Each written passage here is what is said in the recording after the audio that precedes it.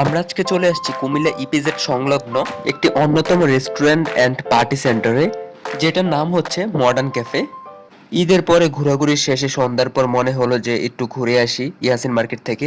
আসার পর modern cafe চোখে পড়লো, ভাবলাম অনেকদিন তো ঢুকা হয় না, তাই আজকে সবাই মিলে একটু ঢুকি, এইখানের খাবারগুলো ট্রাই করি।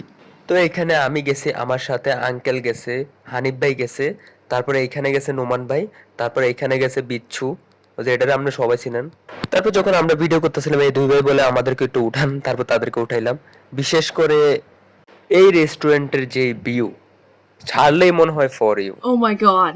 সত্যি কথা বলতে এই রেস্টুরেন্টে আমি ঢোকার পর, এখানে আসার পর আমার কাছে মনে হইতেছে এটা ভাসমান, আমি ভাসতেছি, আমি মনে হচ্ছে আমি একটা লঞ্চে আছি, আমার কাছে এরকম মনে হচ্ছে। ভিতরের পরিবেশটা জাস্ট অসাধারণ, অনেক সুন্দর।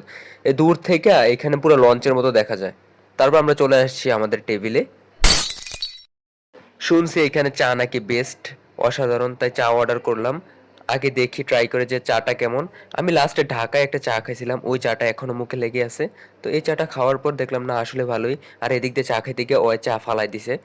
তো সবাই হাসতাছিল এটা নিয়ে যে চা খাইতে পারস না, চায়ে ফালাই দিস, জিবলা পুড়ে ফেলাস।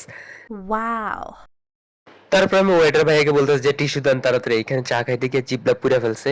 এই যে জিবলা তো পুড়ছে পুড়ছে, সাথে শার্টটাও নষ্ট করে ফেলছে। ছোট ফোলাফান হইলে যাওয়া হয় আর কি, বুঝছেন না। তারপর আমি একটা কাজ করলাম যে তোর চাটা আমার দিয়ে দে, তুই তো খাইতে পারবি না, তুই আমার দিয়ে দে, তুই জিবলা পুড়ে ফেলাস। ওর থেকে চা নিছি কি লেগে হাত করে তাকে রইছে, হা করে একদম তাকাই আছে, বুঝছেন।